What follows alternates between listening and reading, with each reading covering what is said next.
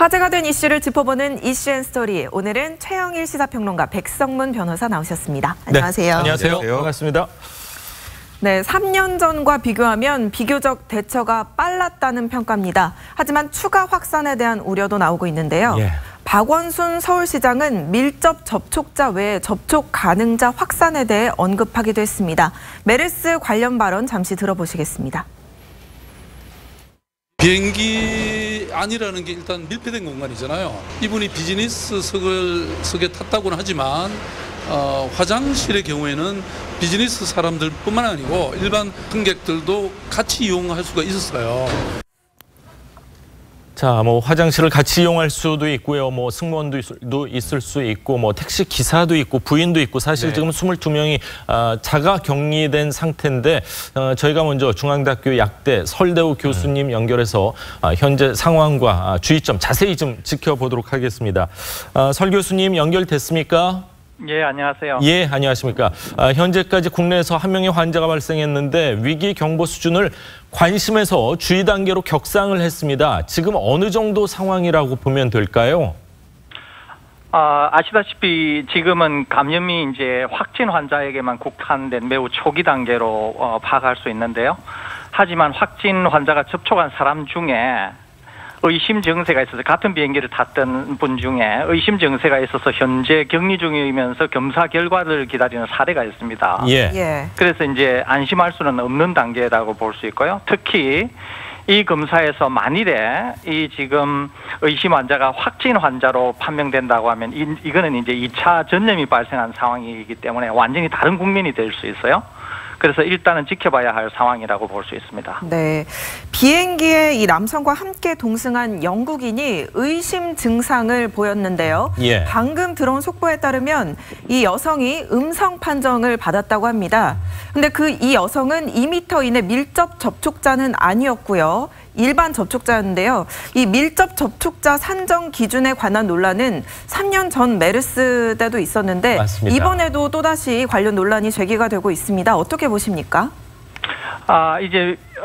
원래 메르스는 이제 주로 아직도 감염원이 정확하지는 않습니다. 그런데 이제 낙타나 박쥐나 이런 것으로 생각이 되는데요. 메르스는 1차적으로 낙타에서 사람으로 감염이 될 때는 전파력이 아주 크다고 알려져 있어요. 그런데 일단은 사람에게 전파가 된 다음에 그 사람이 2차적으로 사람한테 전염을 시킬 경우에는 초기 낙타에서 사람한테 올 때보다 훨씬 전염력이 떨어진다고 알려져 있어요. 그래서 이제 밀접 접촉, 즉 환자가 상당한 전염력을 갖고 있으면서 가까이 있는 사람에게는 전파력이 큰데 그러지 않으면 멀리 있는 사람은 전파력이 떨어지기 때문에 이제 밀접 접촉이 중요한 거예요. 이때 밀접 접촉이라고 하면 이제 환자와 2m 이내에 한 1시간 정도 같이 있었거나 또 2m 이상이라고 하더라도 밀폐된 어떤 공간에 일정 시간 이상 같이 있었거나 또는 이제 환자의 책, 분비물 등등을 접촉했거나 이런 경우를 얘기하는데 그렇기 때문에 아까 말씀드린 것처럼 사람에서 사람으로의 2차 전염은 밀접 접촉이 아니면 감염력이 매우 떨어진다고 알려져 있기 때문에 그래서 이 밀접 접촉이라는 거 하는 개념이 중요한 겁니다. 그렇군요. 자, 영국인 여성이 1차 검사 결과 음성으로 나왔다는 건 정말 다행인 것 같은데 그래도 당국에서는 바로 퇴원시키지 않고 좀 더 이 경과를 지켜보겠다 이런 입장입니다. 자, 입국 당시에요. 발열 등 증상이 별로 없었다고 합니다. 좀 몸이 좀 좋지 않아서 휠체어는 탔다고 하는데 자, 이번 사례처럼 증상이 약할 경우도 분명히 있을 것 같은데 이럴 때 어떻게 해야 될까요? 우선은 메르스 초기 증상은 감기 증상과 매우 유사합니다. 그러니까 일반 분들은 감기인지 메르스인지를 사실 알 수가 없어요. 다만 이제 메르스가 빈발하는 그런 중동 지역에 다녀오셨을 경우에는 감기 증상이 있을 경우에 혹시 메르스일 수도 있다고 하는 개연성을 굉장히 강력하게 가지는 게 굉장히 중요하고요. 우선은 메르스에 걸리게 되면은 그러니까 감기 증상과 유사하니까 열, 호흡 곤란, 근육통, 두통 이런 것들이 생깁니다. 그렇지만 WHO 세계보건기구가 뭐라고 얘기하고 있냐면은 설사도 환자에게서 매우 빈번하게 관찰되는 증상이다 이렇게 분명히 얘기하고 있어요. 그러니까 지금 우리 보건당국에서 놓친 것 중에 하나는 열이 안 나고 설사만 있었으니까 중동을 갔다 왔음에도 불구하고 메르스가 아닐 가능성이 있다 이렇게 본 거 아닙니까, 그죠? 예. 그런데 이제 세계보건기구는 열이나 이런 감기 증상 이외에도 설사가 매우 빈발하게 그 메르스 확진 환자에게서 나타나고 있다 이렇게 얘기하고 있으니까 혹시 감기 증상뿐만 아니라 이런 설사가 나타나는데 내가 중동 지역을 여행하고 왔다 이러면은 잠정적으로 메르스의 감염일 수도 있으니까 그때는 입국하시는 분들이 보건당국에 확실히 얘기하실 필요가 있다 이런 말씀을 드리고 싶습니다. 예. 감기 증상과 설사 증상을 주의해야 한다 이렇게 말씀을 해주셨고요. 네. 근데 이 메르스가 잠복기가 2주로 알려져 있잖아요. 그러니까 지금 추가 확진자가 나올 수도 있을 것 같은데요. 교수님 3년 전 2015년 때처럼 대거 전염이 될 수 있을 가능성이 있을까요? 지금 단계에서 이제 추가 확산이나 대규모 확산 여부를 예단하기는 사실상 매우 어렵고요. 그것은 이 단계이기 때문에 그렇고 2015년도에는 우리가 경험이 전혀 없어서 메르스를 그렇죠. 아마 들어본 분들도 없을 거예요. 제가 거의 방송에서 메르스라고 하는 위험성을 처음 얘기한 사람 중에 하나였기 때문에 감염 이 환자가 나오기 전에 일반 분들이 뭐 메르스를 알 수는 없었죠. 근데 이제 지금은 우리가 교육이 잘 돼 있지 않습니까? 그렇기 때문에 2015년과 같은 대규모 확산이 생길 가능성은 낮지만 그럼에도 불구하고 이 초기 대응이라고 하는 게 굉장히 중요하거든요. 특히 병원에서의 초기 대응이나 이 가족 간의 접촉은 대단히 중요합니다. 왜 그러냐면 아까 말씀드린 것처럼 밀접 접촉이라고 하는 게 굉장히 중요하기 때문에 가족이라든지 또는 의료진들이 밀접 접촉을 할 가능성이 굉장히 많아요. 또 하나는 밀접 접촉 중에 병원에서의 밀접 접촉은 특히 중요한데 이 메르스는 면역성이 낮은 사람에게는 쉽게 전파가 되면서 아주 중증의 질환을 볼 수가 있어요. 중증의 질환을 보인다고 하는 것은 그 환자에게서 대규모의 바이러스가 생성된다고 하는 의미이기 때문에 병원을 찾는 대부분의 사람들이 환자인 경우가 많지 않습니까? 그러니까 면역성이 떨어져 있는데 이 상황에서 바이러스에 감염이 되면 확산 가능성이 굉장히 커집니다. 이것은 2015년도에 우리가 의료기관을 통해서 확산된 예를 잘 알고 있어요. 그렇기 때문에 초기 대응이 얼마나 잘 됐는가. 또 특히 병원에서의 밀접 접촉자 환자가 얼마나 잘 파악이 되고 모니터링 되고 있나 하는 것이 향후 국면에서 굉장히 중요할 수 있다. 이렇게 말씀드릴 수 있습니다. 그렇군요. 본인의 이 면역성을 좀 높이기 위해서 뭐 운동도 하고 좀 그래야 될 것 같은데 중동에서는 메르스가 빈번하게 발생하는 걸로 알고 있는데 아직까지 뭐 백신도 없고 특별한 뭐 치료약이 없다면서요? 우선은 이제 직접적인 치료제, 그러니까 예를 들면은 독감 바이러스다 그러면 타미플루가 있는 것처럼 직접적인 치료제나 예방 백신은 아직까지 존재하지 않고 있고요.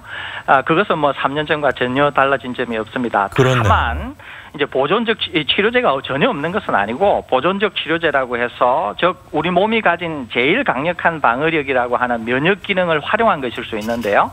환자에게 수액 제제를 준다든지 뭐 합병증을 예방하기 위해서 항생제, 그다음에 해열제, 그다음에 일반적인 항바이러스제 이런 걸 투여를 해서 환자의 상태에 따라서 충분히 보존적인 치료를 할 수도 있고 그전 보존적인 치료도 충분히 효과를 낼 수 있기 때문에 환자가 건강할 경우에는 뭐 충분히 완치될 수 있다 이렇게 이해하시면 되겠습니다. 메르스 관련해서 지금까지 중앙대학교 약대 설대우 교수님과 전화 통화했습니다. 감사합니다. 감사합니다. 예, 고맙습니다.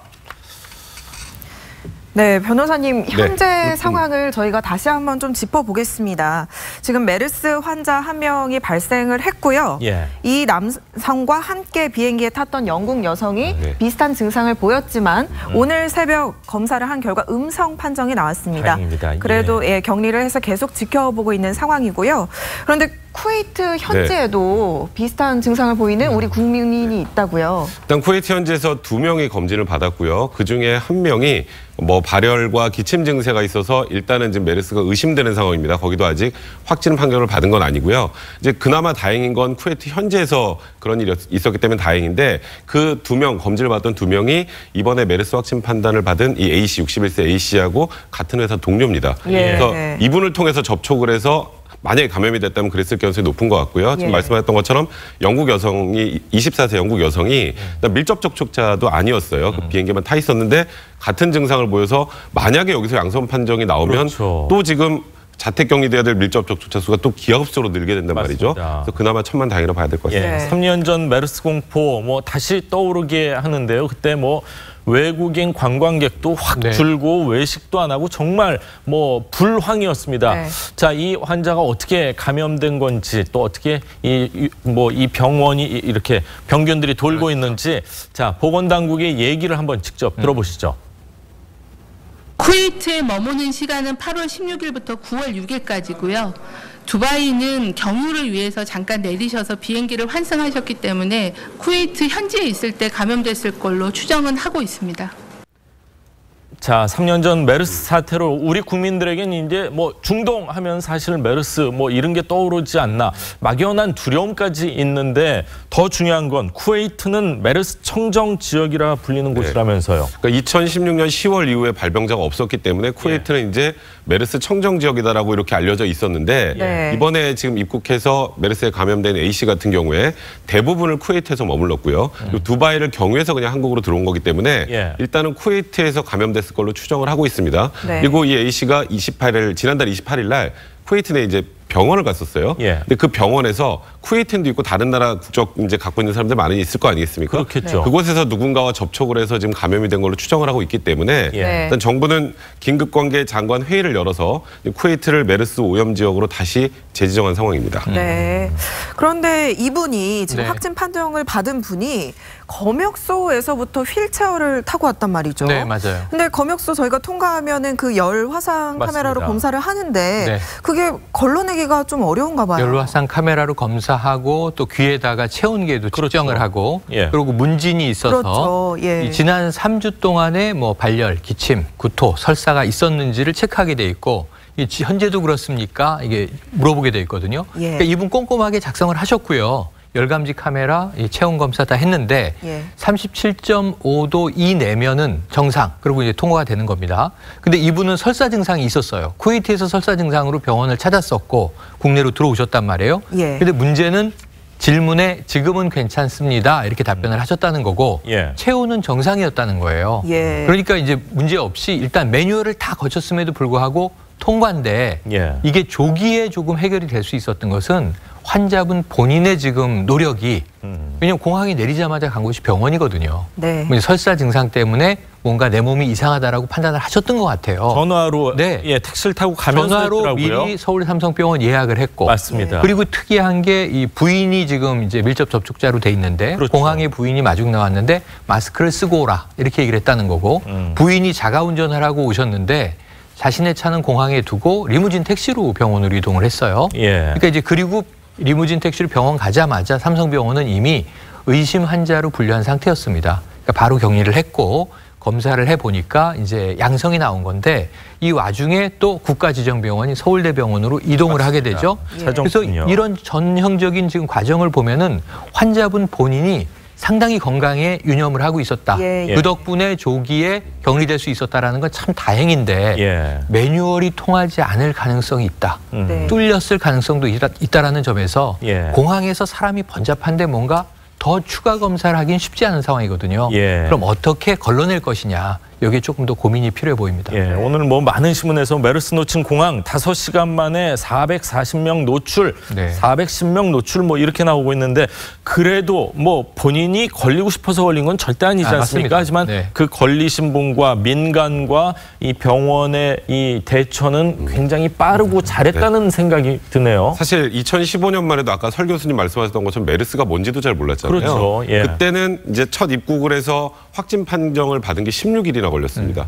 16일 동안 굉장히 많은 곳을 그 환자가 돌아다녔다는 거죠. 병원도 여기저기를 다니고 이제 그러다 보니까 그 이후에 급격하게 이제 확진자가 25명으로 늘고 최종적으로 186명이 감염이 됐었어요. 그리고 그 당시에 치사율도 38명이 사망했으니까 한 20%에 육박을 했는데 이번에 조금 전에 최영일 평론가 말씀하셨던 것처럼 입국하자마자 본인이 바로 병원으로 갔고 병원도 일단 중동에서 메르스 유사 증세가 있다는 걸 확인을 하고 바로 의심을 하고 이제 격리 조치에 들어갔기 때문에 일단은 그때보다는 굉장히 신속하게 대응을 하고 있다라고 보이는데요. 이걸 저한테 물어보신 분들이 많더라고요. 이제 밀접 접촉자라고 그러면 자택 격리되잖아요. 제 마음대로 저는 아무것도 걸리지도 않았는데 자택에 있어서 일을 못 해요. 그럼 이걸 보상을 해줄까요, 정부에서? 그 당시 없었습니다. 2015년에 없었어요. 그래서 굉장히 혼란스러웠는데 이게 전염병관리병법 이제 그 시행령이 개정이 돼서 정부에서 고시를 하고 이제 밀접 접촉자에서 이제 자택에 격리된 분들은 다 유급 휴가를 내주고 그거를 다 정부에서 이제 보상을 해주는 방안으로 이제 알려져 있는 상황입니다. 한번 크게 당하니까 이렇게 뭐 선별 진료소도 생기고 음압 병실도 생기고요, 음압 앰뷸런스도 생기고 그래가지고 일반이나 이 병원 쪽에선 상당히 잘 대처를 했다 그런 생각이 듭니다. 자, 더 이상 뭐 확산되지 않기를 바라겠습니다. 자, 다음 이야기를 하겠습니다. 북한 최대 명절 중에 하나죠. 당 건국일을 맞아서 대대적인 경축 행사가 펼쳐졌습니다. 그런데 달라진 이 한반도 정세에 따라서 이번 열병식 확실히 좀 로우키에 이렇게 좀 조심조심하는 행보를 보인 것 같아요. 북한 열병식 하면 딱 떠오르는 게 반미, 반제국주의, 그다음에 무기 쇼케이스 이 세 가지잖아요. 큰 무기들. 그렇죠. 그런데 이번에는 남북 화합 이런 얘기들이 나와요. 남북한 관계 개선을 추구하는 그런 슬로건들도 나오고, 그리고 ICBM 대륙간 탄도미사일 같은 것도 없었습니다. 오늘 트럼프 대통령이 고맙다는 표현까지 썼는데 그러니까 김정은도 지금 현 상황에서 본인이 어떤 행동을 해야 될지에 대해서 어느 정도 인지를 하고 있다는 거고요. 그러니까 지금 여기서 만약에 또 새로운 무기를 보였다가 미국과 지금 폼페이오 장관도 왔다가 철회하고 가고 지금 북미 관계도 지금 아직까지는 지금 살아온 판을 걷고 있는 상황이기 때문에 굉장히 여러 가지로 좀 낮췄다 이렇게 생각하시면 될 것 같습니다. 그런데 예전에 북한 열병식 하면 이렇게 카드 섹션 같은 메스 게임이라고 하는 그게 굉장히 생각이 나는데 한동안 안 보였어요. 네, 안 보였어요. 근데 이번에 다시 부활했다고요. 그게 2000년 울브라이트 미 국무장관이 평양을 방문했을 때 그때도 한번 해빙이 될 수 있는 기회가 있었는데 거기서 메스 게임으로 보여준 카드 섹션이 로켓이 날아가서 폭발하는 장면을 연출한 겁니다. 그래서 상당히 미국이 격노했던 적이 있거든요. 자, 그게 메스 게임이 담고 있는 메시지가 굉장히 큽니다. 아까 이 백성무 변호사 얘기처럼 그동안은 이 미제국주의를 타도하자 이런 게 메스 게임에 흔히 나왔어요. 그리고 아리랑이라는 공연이 제일 유명한데 여기 이제 이 로켓 발사라든가 핵에 대한 이제 어떤 위력가시 같은 게 있었거든요. 그러니까 뭐 그림으로 보여주는 메시지라고 봐야 되겠죠. 그런데 이번엔 새로운 게 등장을 했어요. 빛나는 조국이라는 새로운 메스 게임을 선보였는데 이 과거의 아리랑과 달라진 점이 있습니다. 아리랑이 뭐 10만 명 넘게 동원이 돼서 세계 최대 메스 게임이었는데 지금 이 새로 나온 빛나는 조국에는 사람 동원도 중요하지만 미디어 아트가 많이 등장을 해요. 중국이나 이제 이런 관광지에 가보면 빛 조명을 가지고 연출을 많이 하지 않습니까? 그러니까 뭐 인공기도 아마 이제 바닥에서 올라오는 것 같고요. 상당히 우리가 올림픽 개폐막식에서 볼 수 있는 예술적인 연출을 많이 했는데 여기서 좀 군사적인 메시지는 톤다운이 많이 된 것 같고요. 맞습니다. 그리고 경제개발, 경제협력 혹은 평화 이런 메시지가 많이 담겨 있어서 새로운 메스 게임을 한번 지금 이제 발췌해서 나오고 있는데 풀로 본다면 북한의 기조가 많이 바뀌었구나. 어제 김정은 위원장의 메시지가 뭔가 싶었는데 연설 안 했거든요. 김영남 상임위원장이 했는데 내용은 역시 경제 개발이었습니다. 화합 이렇게 돼 있어서 이런 면에서는 메스 게임이나 군사 퍼레이드나 메시지에서 모두 다 평화와 화해 무드, 그리고 이제 북한의 앞으로 나아갈 길은 경제 개발 이렇게 방점을 찍은 건 명확해 보이네요. 그렇군요. 저희가 뭐 그 북한에서도 사실 방송을 하지 않았기 때문에 외신을 통해서 뭐 조금씩 이렇게 들어오고 있는 모습을 보여드리고 있는데, 자, 70주년 건국절에 역시 어린이들의 모습이 많이 보였다 이런 외신들의 평가네요. 네, 집단 체조 그걸 보기 위해서 뭐 그 관광 상품도 나왔다 뭐 이런 얘기들도 있었는데 그 정도로 굉장히 좀 신기한 볼거리 중에 하나입니다. 근데 저기에 참여했던 10만여 명 중에 수만 명이 초등학생과 유치원생입니다. 그러니까 그 지역에서 이제 좀 유연하고 체조를 잘한다고 하면 이게 1월부터 연습하는 거예요. 1월부터요? 1월부터 거의 매일 저런 연습을 해서 저런 어찌 보면 약간 장관인 그런 모습을 보여주는 건데, 저 집단 체조가 저녁 7시 정도 시작해서 1시간 정도 지속이 됐다고 합니다. 저기 보시는 것처럼 그 인라인 스케이트 타고 입장을 하고요. 그러니까 굉장히 어마어마하게 연습을 많이 했다는 걸 단적으로 좀 보여준다 봐야 될 것 같습니다. 자, 뭐 구구절 행사를 통해서 북한에서도 우리나라뿐만 아니라 미국에 대한 예의를 표한 것 같은데 뭐 한 8일 후에 이제 대통령께서 방문을 하니까 좋은 결과 있기를 또 기대해 보겠습니다. 자, 오늘 두 분 말씀은 여기까지 듣겠습니다. 감사합니다. 감사합니다. 고맙습니다.